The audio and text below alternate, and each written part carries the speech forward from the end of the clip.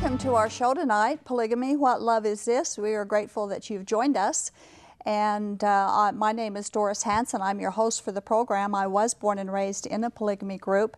We're here to talk about polygamy. We're talking about early Mormon polygamy and biblical polygamy, present-day contemporary Mormon fundamentalist polygamist groups. They practically all of them have the dogma that polygamy is required for salvation. They teach it from the children to the children from the cradle, and we're here to challenge that and to teach that God really doesn't require that. He's never asked for polygamy for salvation. Tonight we want to talk about the effects that polygamy has on mothers and children and ask the question, could a loving God truly command the abuses, a lifestyle of abusiveness of polygamy, where it is and becomes a magnet for abusers and for predators? This is a live television call-in program. Our telephone number is 801-973-TV20, 801-973-8820. We do invite your phone calls. We'll be opening up the phone lines in a few minutes, and just invite you to call in and give your comments or ask your questions regarding our subject matter tonight. If you're in a polygamy group, we specifically would like to hear from you. And if you're afraid that you'll be found out or you don't want people to know you're calling in, always use an alias. We have several people who do that.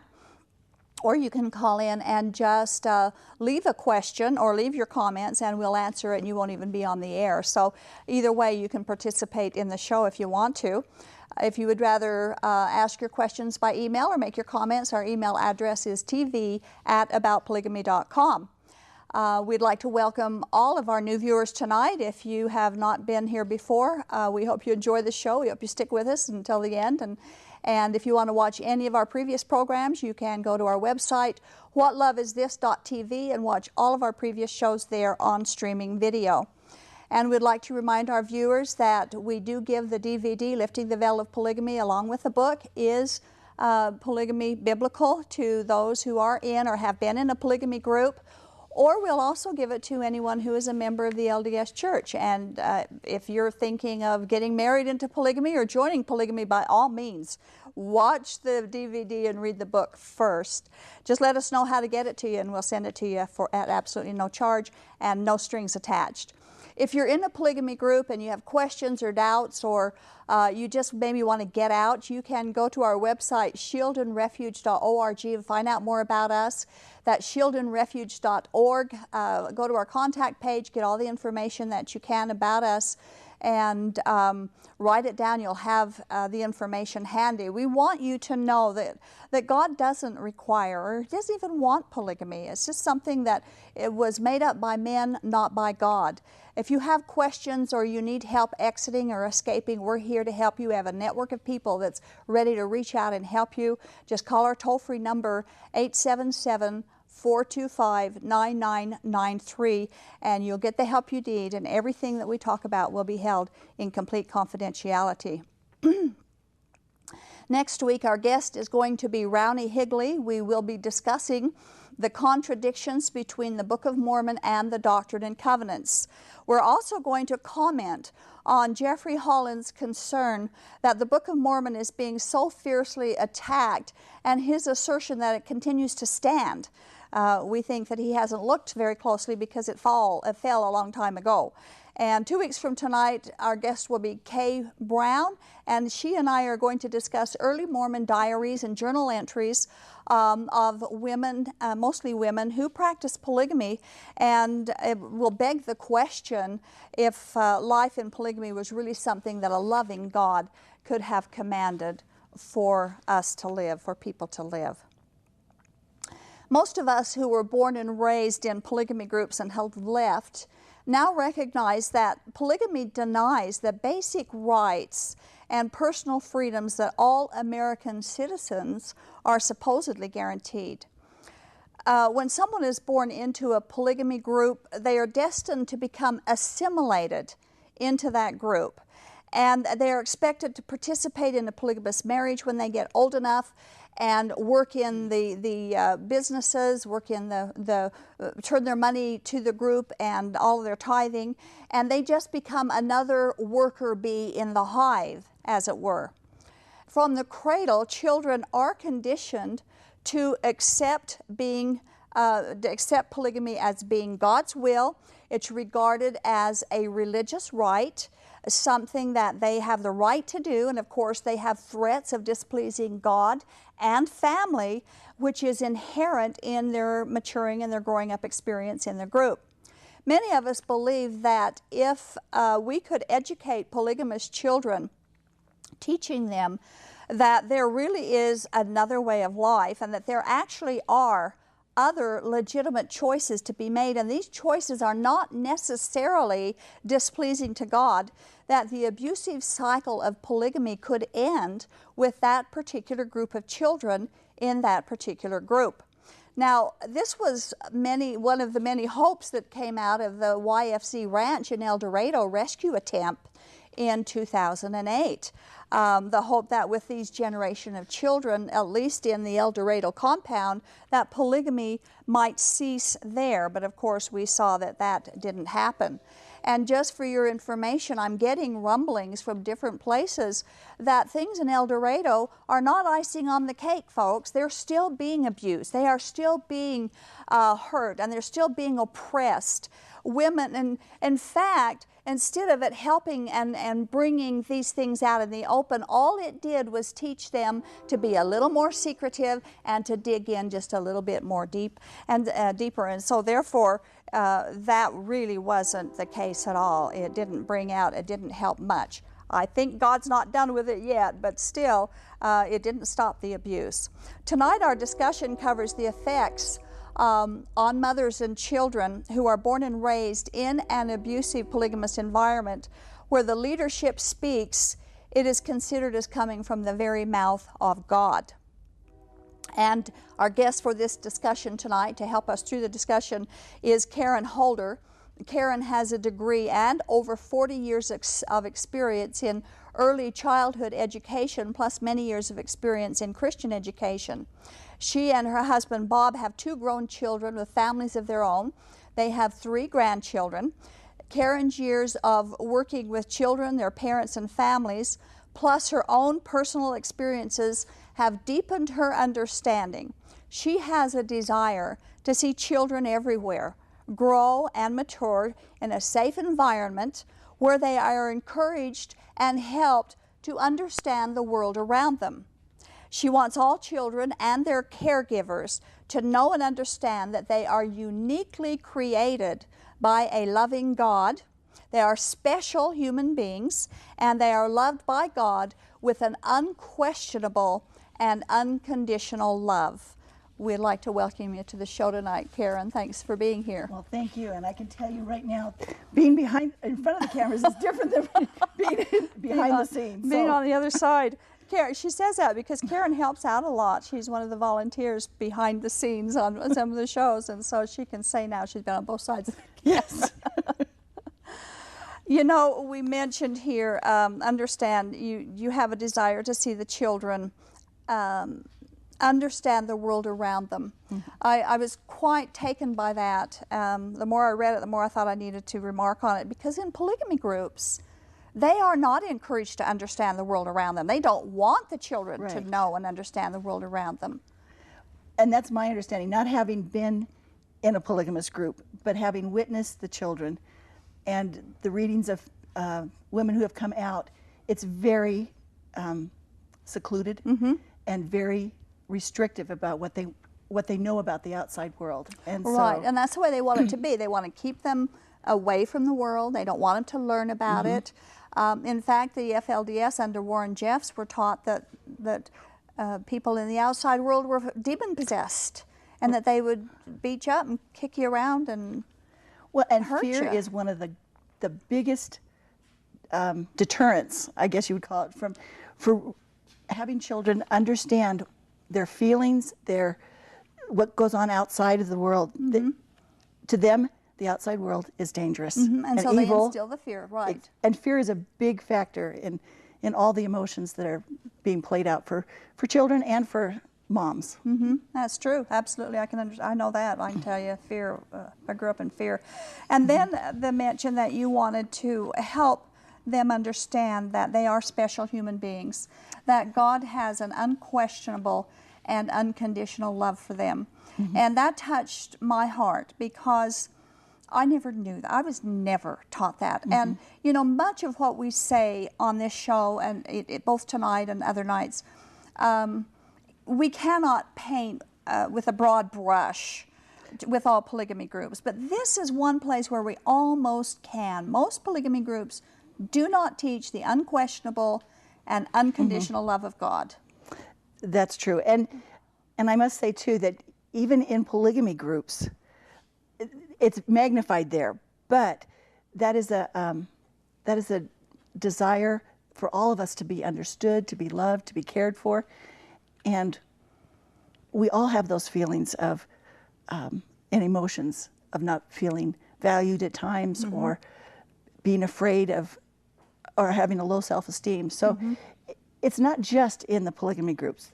It's a universal feeling. It is hard to understand that God would love us, that His love doesn't change. Absolutely. That He doesn't love you more yesterday than He did today because you goofed up on something today, or that He'll love you more tomorrow because you're both growing. It's hard to understand that God loves male and female the same, and He does. He doesn't love the men any more than He loves the women, or vice versa, or adults more than children, or vice versa. Right. And someone so aptly said, God cannot not love you.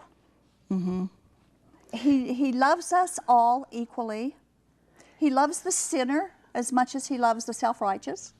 They're sinners too, but they don't know it. Right, right. But He loves us all the same.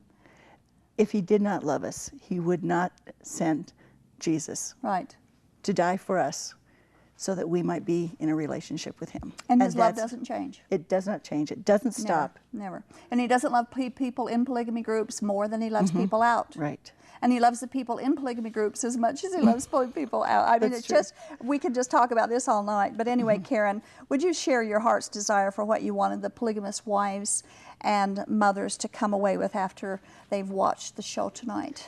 Well, over the time that we've done these shows, you've touched on it briefly with other guests, but I guess I really want to speak to the moms to understand their impact on the children, because the children, as they grow, moms and dads are modeling what God's love should be. They should be modeling it. Should be modeling it, and unfortunately, many times that's not true. And so, some of the things that we say may be hard to hear.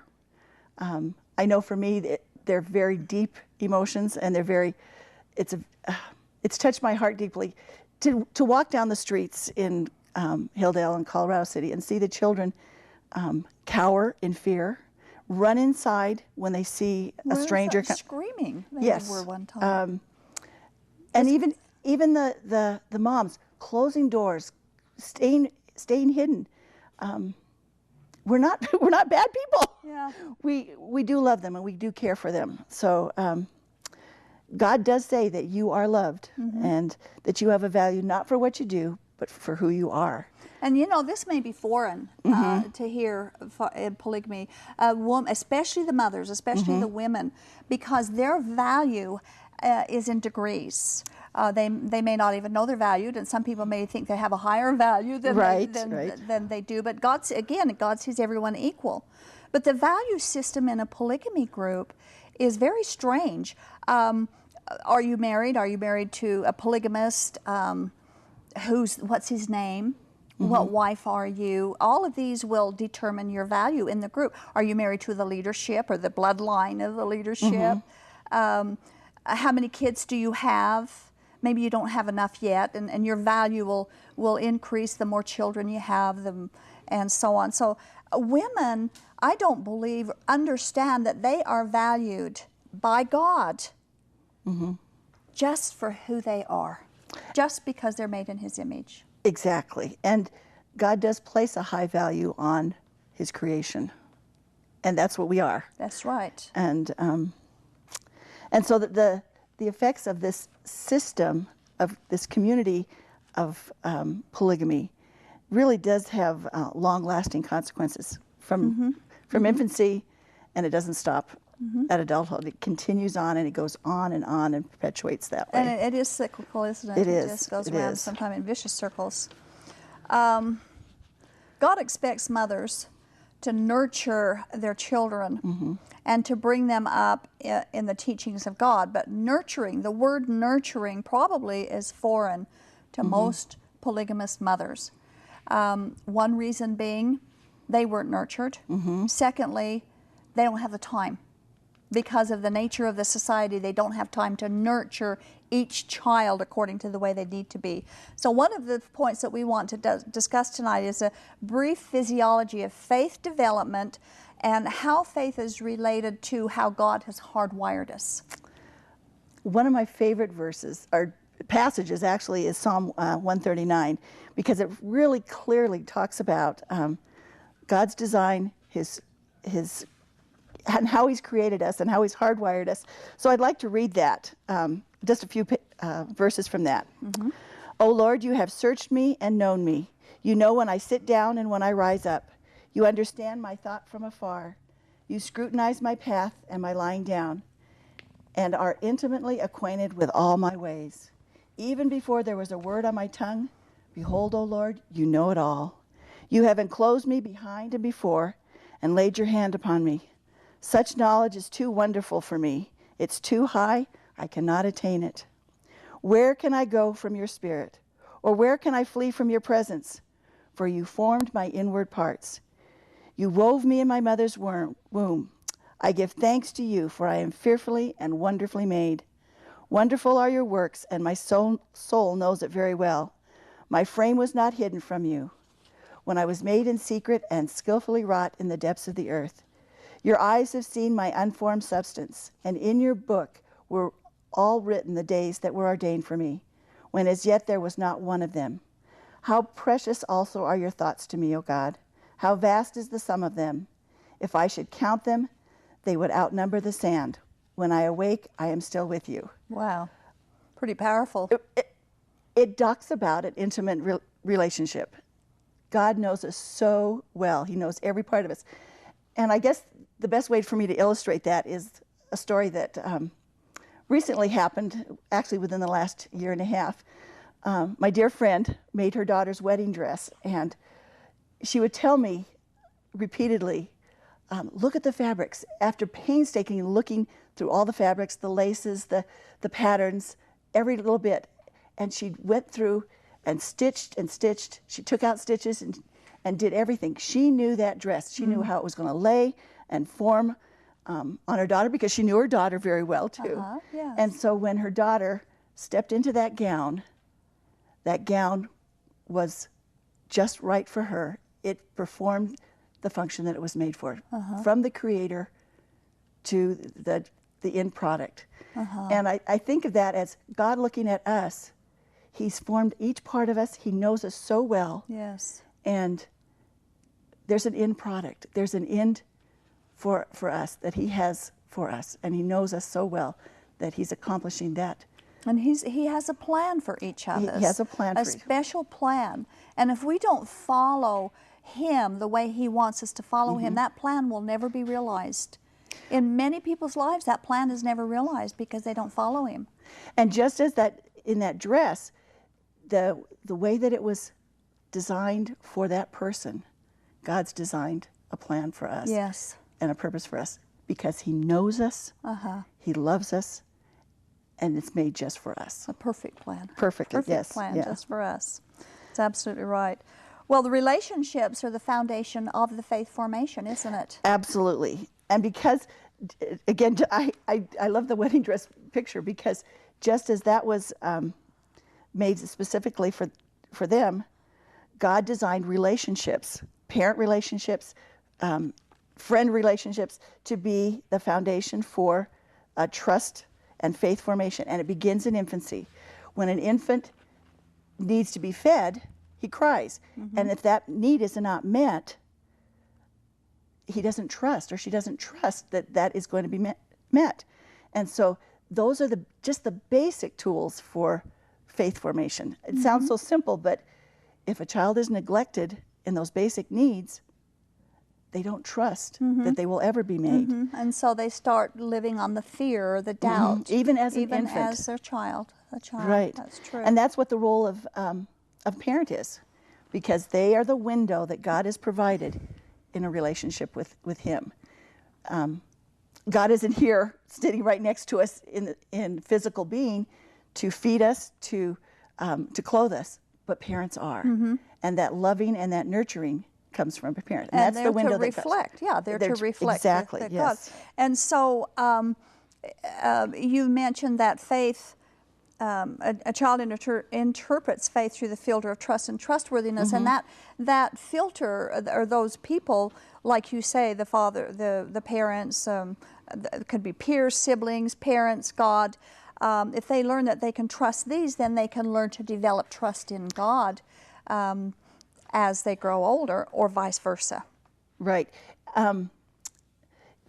We can tell children about God, and that's good. And but actions speak very loudly. Again, Right. and having a nurturing relationship does make that transition to understanding faith and being able to trust a God that they can't really see, but they can see the effects around them. So providing a healthy, loving environment within the family reinforces the child's sense of trust and independence, value and worth. Again, this comes to my mind. What is a child learning about God by seeing their parents? I mean, we talk about nurturing a lot, but what about when the child learns that maybe God is a celestial policeman? Just waiting in the bushes to catch you, for doing something wrong. I mean, the parents can make that child believe things about God that aren't true. Yes, because we are, as parents, we're demonstrating, we're showing, we're modeling Yes. behavior. And so if that behavior is contrary to what God says, that's what the children are picking up.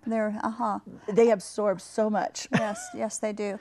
And the parent needs to be in the Bible, because that's where God has revealed Himself, to understand who God is, to communicate that to their children. Right. When in the classroom setting in my preschool class, after a few weeks or a few days, I can always tell if the children are listening or hearing me, because pretty soon I hear them say words that I've been saying, crisscross applesauce, and we're talking about crossing our legs. They're mimicking, and so they are going to start mimicking exactly what we as parents are presenting to them. And this is the concern in polygamy groups, what they're learning and mimicking. Right, exactly. And growing up with. You mentioned that if they feel valued and accepted, the source of these feelings become the foundation for trust. And the source of these could be, now of course we're talking about children in a polygamy group, so the source would be the structure of the group, the authority in the group. The source could be the parents or the school or the government. What is the source that's laying this foundation of trust in the child? Unfortunately, very often in the polygamy group, it's a very hard disciplinarian type society where if you don't measure up, you are rejected and you're devalued. In a polygamy group, and these are accounts that from people who have come out, we really do need to understand what a community, what the environment really does for the individuals involved in that. And so to really define what community is, it's those shared belief systems that dictate or bind those people together in one uniformed belief or value. Right. And those values then are what form the opinions and unify. And sometimes it's with force, sometimes it's without. So within a polygamy group environment, the child and the family are all learning that polygamy is something that God wants, Yes. and they all agree, and so it binds them all together, and it's us against the world, right? Exactly. Well, and like I said, in that society, those are the norms for everything they do. And you can have a community of a family within a larger community that's the same. And I'll go back to my classroom. There are certain norms in my classroom that are kind of unwritten, spoken, that when I'm talking, the children are not. And we talk about that, but it's very flexible. But sharing, that's a norm in the classroom. Nonviolence is a norm in the classroom. Yeah. Those things make up the community of What's that class. acceptable, what isn't acceptable Right, behavior. exactly. And those are the values that the children are learning. Through their relations with each other. With each other, and with their me, groups with every, and that's the same in a polygamy group. That's a culture, that's an environment or community that has those. In polygamy groups, at least in my experience, not only my own personal experience and family, I've seen it in many other as well in polygamy groups, but love is almost always conditional. Your value, whether you're loved or not, is based on your performance, and if you fail, then you are devalued. And so you're always striving to perform and always striving to be better so that you can be accepted, not rejected, and valued and not devalued. And maybe it even goes into competition where you're competing for the love of your parents amongst all the children or the others so that you can get as much love as this next person is getting or more love maybe even than they're getting. Right. Again, children grow up mirroring, mimicking what is being modeled for them. And I know for me, not being in a polygamous group, but I did have a model of a very authoritarian father who had very high expectations. And my mother in the same way, only she was very passive about it. But the expectations created a sense of conditional love. You must do this in order to be loved. In order to be loved.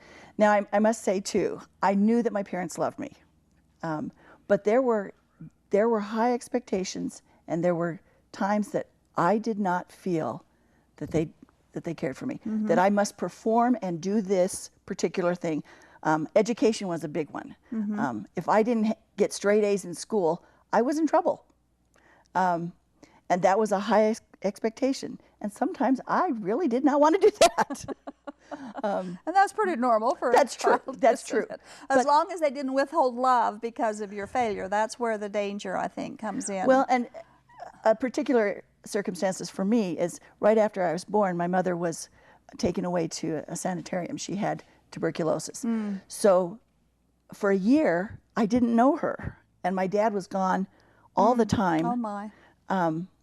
Trying to make a living for this new baby that was in the family. And then when my mom came home, a brother came, and she withheld her love because of fear. She was afraid that she would infect us. And so it's something you wouldn't have understood. I love was being withheld. I didn't get that for a long time. Wow. And even as an adult, there was a separation because she couldn't give that in a nurturing way. Yeah. And again, I know that my parents loved me, but there was a resistance. There was a holding back. And in my own experience, I didn't know my parents loved me. I really didn't. I did not know. There was only once in my life that I can remember that my mother affirmed me. And I'm saying affirming me, not saying she loved me. And that was long after I was away from home. I was a mother myself by then. And there was a time when my father affirmed me, and that was even later after that. But I needed it when I was growing up, and I didn't get it. And a lot of children don't, in and out of polygamy groups. But we're dealing with polygamy right now, exactly. So we just want the polygamous parents to understand that, you know, some fathers have dozens of children. How in the world are they ever going to nurture their children? They're not. They can't. It's impossible. I don't have an answer for that because I don't understand that. Yeah, I don't either. Because my understanding is that they're not even there. So how can they how can they nurture and love and demonstrate that, affirming that love, if they're not there? And they have to spread it so thin too. Yeah. Well, we would like to invite you to telephone. The telephone lines will be open now if you want to begin calling in with your questions or comments about our subject matter tonight. Our number is 801-973-TV20, 801-973-8820. We would love to hear from polygamists. Maybe you'd like to share your experience growing up in a polygamy group or your experience being a parent in a polygamy group. I guess one question I would like to ask is, you know, the polygamists use Abraham and Jacob and David and these men as examples of biblical polygamy, but Jacob only had 13 kids. Why is it that some of these modern day polygamists have 40, 50, 100, 150, 200 children? You know, I mean, you're not living biblical polygamy in any sense of the term. So these are just things that maybe we would like to talk about and discuss and get a deeper understanding of. Okay, so where are we now? Well, I think we need to go back and say again that faith formation comes through relationships, and those relationships build on each other over and over and over again, and those relationships within the environment, because it's not just the family in a polygamous group, it's the community at large. And my understanding is that the community at large is part of those relationships that continue to create those values that are going on. And some of those characteristics, those controlling practices are abusive. They're very abusive. And when the central figure says you must do this, you must do this, you must think this, that's arbitrary, without reason, and if there's any questioning, that's rebellion, thought of as rebellion. Now, the central figure could be the father, the group leader, the patriarch, right, the mother. And sometimes when the father's gone for long periods of time, the mother is the... Well, and the mother then is also doing exactly what that central figure, that the prophet, and I use that term lightly, I'm sorry, or the husband has said, they don't have the authority to do that on their own. They are doing exactly what they've been instructed. Exactly, right. That's true. And they punish. You said that rebellion equals punishment. It does, believe me, I've experienced it. I know that is absolutely true. But the punishment is arbitrary. It can be different between groups. It can be different between families in the group. It can be different between the mother and the father of the rebellious child. It was with me. In our situation, the first wife's children were never disciplined like the second wife's children. We were of the second wife, and we were abused, physically abused, really in a bad way. And it was designed to produce fear or even terror in the child. Because fear and terror is a method of controlling your thinking, your being, your actions. Yes. And so if violence is part of the society, it's the way that the central figure, the father, the prophet, controls the parents and controls even the patriarch or the father in the group. It is how he keeps things in line. And that's the only control factor they think, well, not the only, but one of the ways they think that they can control. After I became a Christian and I realized that, well, there were so many things they did that were against God's teachings. It was so amazing to me. We have a call right now coming in, line 1. Mike from Salina is calling. Hello, Mike. Salina is calling. Hello, Mike. Salina is calling. Mike? Hello, Mike. Did he hang up? Hello? Well, it sounds like we lost him. Hello? Nothing there. I don't know what happened with that, but... Well, you said that that you found many things that were different than what God said. Pardon me. You discovered that God's word was totally different than what you had been grown up with. You weren't allowed to have independent thinking. Oh, you no. weren't allowed to think or have relationships outside. Again, another controlling factor Yeah. for those. Yeah, don't for let the those people. outside world come in and influence us in any way. That's why we couldn't have friends. Right. Well, that and then be caught. And to even think that, is this wrong? Is this something that I should be thinking? That had to be squelched completely in order to control your thinking in the norms and the values of the group. That's true. And of course, the thinking, just like with the LDS Church, when one of their presidents said, once the decision is made, your thinking has been done for you. Well, the polygamous groups believe exactly the same thing, that our thinking has been done for us, and we are not to question. We are to obey without question, no matter what it is. And if what they ask you to do is wrong, you do it anyway. It won't be wrong for you because you obeyed, which is so wrong. Looks like we have a temporary telephone problem. We have an off-the-air question. Diana from Sandy says, how do the kids understand a loving relationship if the parents don't exhibit that behavior? Great question. And that's exactly what we've been talking about. They do not have a trusting relationship. They do not have, they don't have a model for what that loving relationship is. You know, when I was growing up, when I finally found out who my dad really was, I was about 10 years old. And I can look back, and I never once, not once, saw a loving gesture between my dad and my mother. Never saw them kiss, never saw them hold hands, never saw them hug. I woke up early one morning when he was leaving, and I heard them hug. I heard him patting her. Now, I don't know if it was a hug or not. I assumed it was. That's the only thing even close to an accepting, loving relationship that I saw between the two of them. Very sad. My parents argued a lot. And it wasn't arguing about things.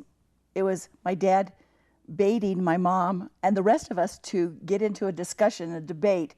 But he was always right. He was So he could be right. There was no question about that. But I do remember when I was in high school, I took a babysitting job one evening, and I didn't want to go. I thought I just don't want to go.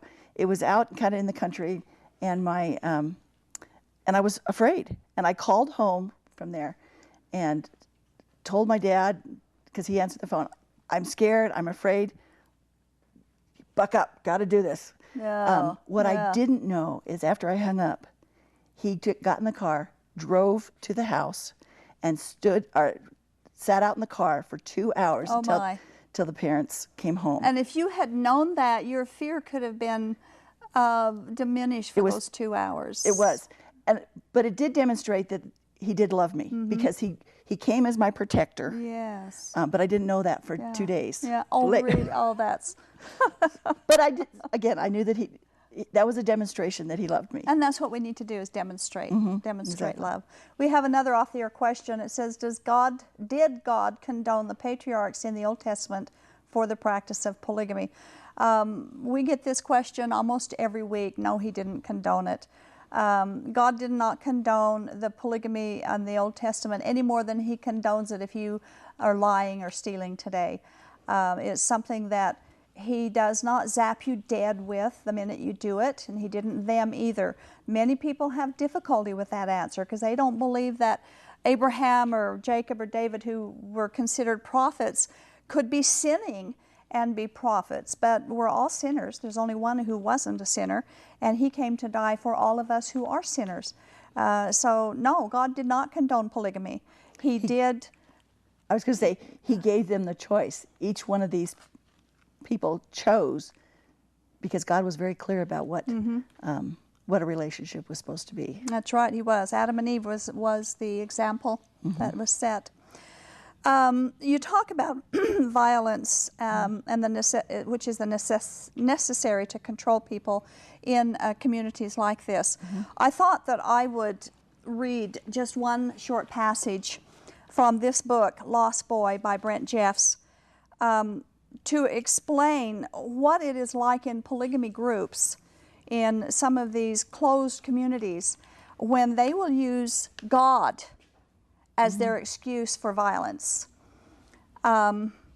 Anyway, this is what he said. Warren Jeffs abused Brent Jeffs and also a couple of his brothers and other people as well. But this is Brent Jeffs' explanation of the first time that Warren Jeffs sexually molested him. He was in kindergarten. He says, the first time it happened, he says, Warren knelt down so he could see my face. He took on a very serious tone. He said that God had chosen him to help me become a man, and that what was about to happen was God's will for me. This is how a boy becomes a man, he stressed. This is God's work. His voice was calm, matter of fact, and patronizing, as if he was explaining a key point of doctrine to a kindergartner in the simplest possible way. But then he got colder and sharper. You cannot tell anyone or say anything to anyone because this is between you and God. If you do tell, you will burn in hell, he said, trying to make me feel the flames. He had this mean, vicious look in his eyes. It was like he was looking through me. And then he told me to take off all my clothes, and so on it goes. And this is a horrible thing. I cry when I read these kinds of passages because the abuse that goes on, hidden abuse in these polygamy groups, done in the name of God. This is God's will. This is God's way. This is between you and God. What do you think God thinks about that? All done in the name of God. And that's what polygamy of today is. All done in the name of God, and it's all a lie. It is a lie, and I can only imagine that it breaks God's heart. Because if it tears us apart, if it breaks our heart, what does it do to him? What does it do to him? Because these are his precious creation. Yeah, the little kids, little kids. We'll talk about that in a minute too. Okay, I don't know, are our phones working yet, you know? Anyway, abusing a child develops a deep pain, a deep mistrust inside of him from the moment, whether it's sexual abuse or other abuse. That pain and that mistrust grows with the child. It doesn't go away. It doesn't go away. It doesn't stop at adulthood when reasoning continues. Because they have no personal agenda, personal desires are totally squelched. They're denied their personal desires, emotional expression. They're denied a self-will, an identity. They're denied all of these things that we take for granted. And when a child or a woman is not allowed to express themselves or assert their desire,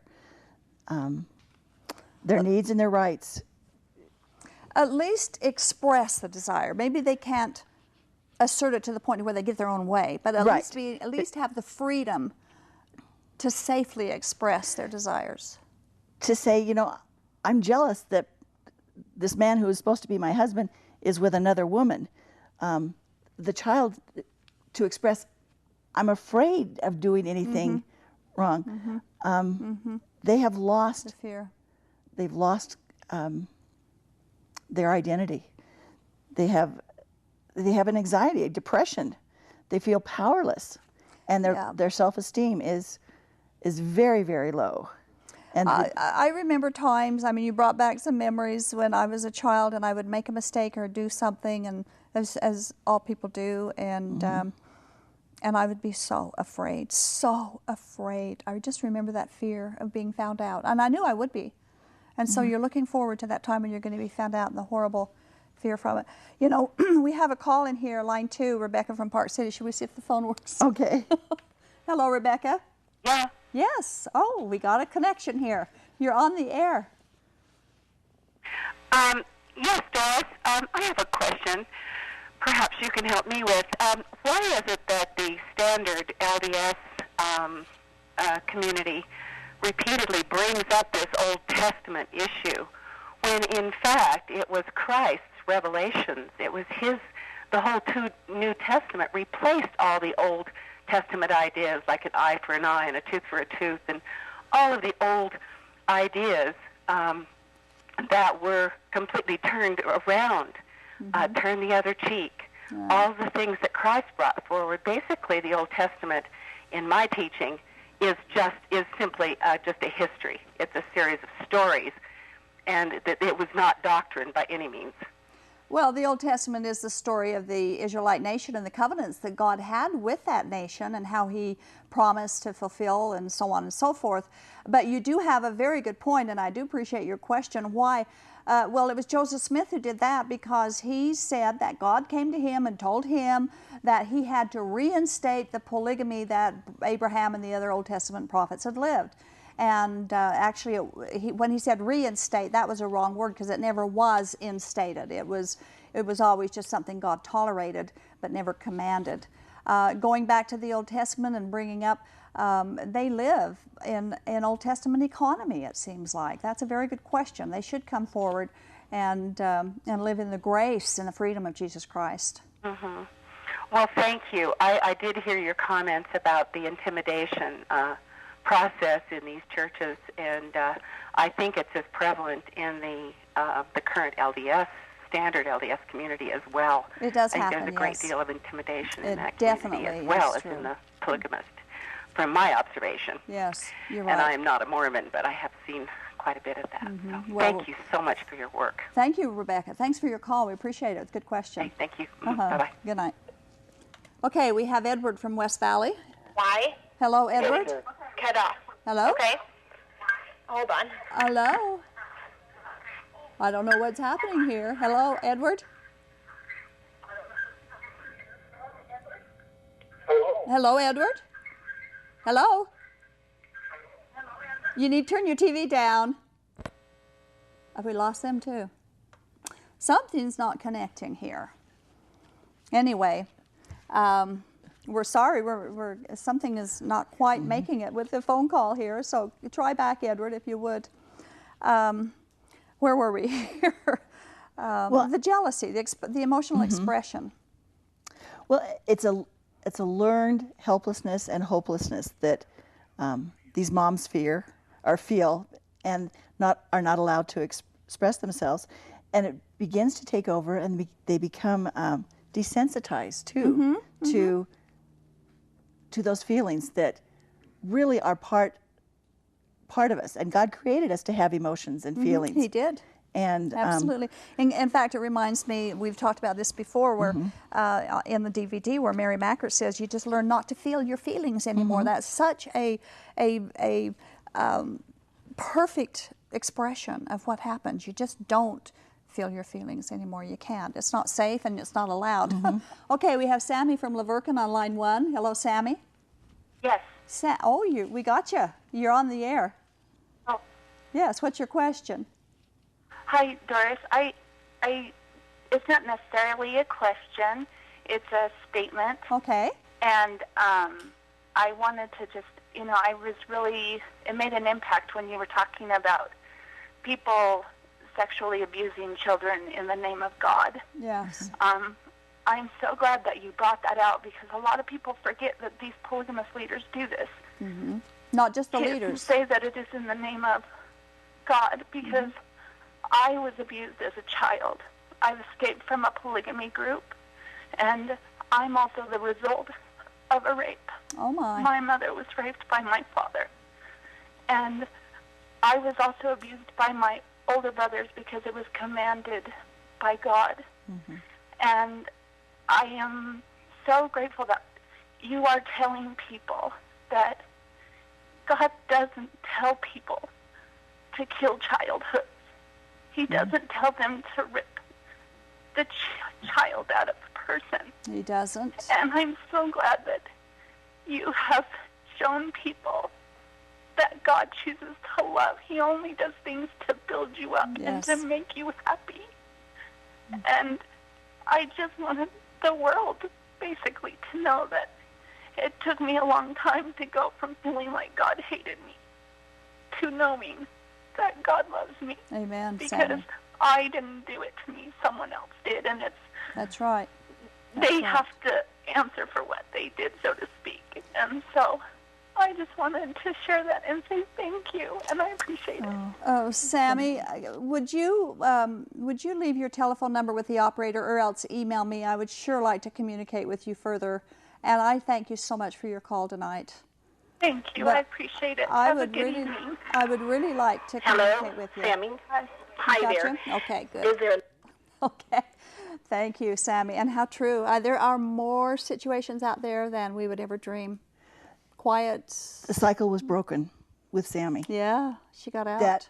That touches my heart so deeply that she was able to go on air and say this happened to me. Yeah. It's not God's will. It's not what God has planned, because God loves me. And she's not blaming God for Oh. it. She's past that. Thank you, That's God. good. Thank you. Amen. We have an off-the-air question. Ben from Bountiful. Why does the LDS Church baptize at age 8? And if a child dies before 8, do they go to the high kingdom? They baptize, you know, that's a good question. A lot of people have asked, why do they baptize at 8 years old? If a child can't be responsible for their sin, and so are considered innocent until they're 8 years old, and then when they're 8 years old, they're baptized for the remission of sins, they don't have any sins to be remissioned from. So why they're baptized at 8 is a very good question. A child at 8 years old really cannot understand all of this spiritual stuff and the doctrines and of the church and so on. If a child dies at 8 years old, it's my understanding that the child would go to the highest kingdom, but I guess it depends on the ward, whether or not. I have to get out my Gospel Principles book and read what it says.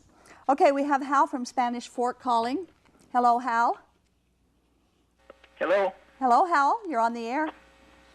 Yes, you were speaking about polygamy, and I would like for you to explain something to me. In 2 Samuel chapter 12, starting with verse 11, it says, "Thus saith the Lord, Behold, I will rise up evil against thee out of thine own house, and I will take thy wives before thine eyes, and give them unto thy neighbor, and he shall lie with thy wives in the sight of this sun." Now, if there's no polygamy, then did God sin by giving this man's wives to another man? Are you talking about David's son, Yes. Absalom? What God is telling David that because of his sin with Bathsheba, the sexual sin that David lived in, it was passed on down to the children, which is a cycle that Karen and I have been talking about. And Tamar, Absalom's half-sister, was raped by her half-brother, and then Absalom tries to take the kingdom from his own father, and God says, because of what you've done, this sexual sin is not going to pass from your family that easily. Your own son is going to take your wives and have sex with them in front of the entire country. He's not saying that he's giving those wives to him to marry. He's saying this is a judgment. This is a sexual propensity that your family has because of you. Okay. There's one other question that I'd like to have you answer for me.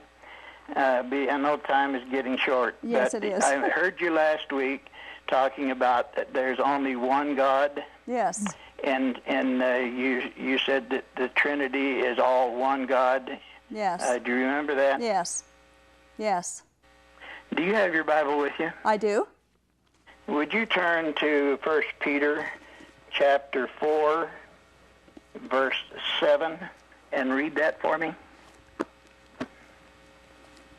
It's on page 1560. Which page? Which Bible are you in here? I'm in St. John. I'm in the Well, I'm sure St. it's James version. I'm sure it's not in the same page number. 1 Peter chapter what? Chapter 4, verse 7. But in the end of all things is at hand. Be ye therefore sober and watch unto prayer. No, you're in the wrong one. It's it's 1 John chapter 4, verse 7. 1 John chapter 4. Okay. Chapter 4, verse 7. Beloved, let us love one another, for love is of God. No, still the wrong one. Let me read it to you. 1 John chapter 4, verse 7. That's where I'm at. Excuse me. Try the chapter 5. I'm sorry. Okay, we're going to have to close this up. page. We're at the end of the program, sir. We really don't have time to even read this. I'm very sorry. But we're going to have to deal with this another time. Why don't you call in next week if you don't mind? And we're missing the rest of the phone calls too as well. I'm really sorry, sir, but we are at the end of time. Please call back next week. I'd love to talk to you about this, okay? Yes, I would like to talk to you further about this because Okay, we have to go. explains it explicitly there. Okay, thank you. All right, thank you. Good night. Okay, sorry that we have to close this quick. It looks like our time got away from us, Karen. Thank you for being on the show tonight. And my closing comments very quickly. I'd like to talk about the children. If you do your children trust you enough to come to you, like Karen and I have talked about, to come to you and talk anything over with them, anything at all, without fear of how you're going to act or react? I'd like to remind you of what Jesus said, that if any children are offended, that it's better if a millstone is tied around their neck and dropped into the bottom of the ocean. And the word offend means to put a stumbling block or a hindrance in the way of that child.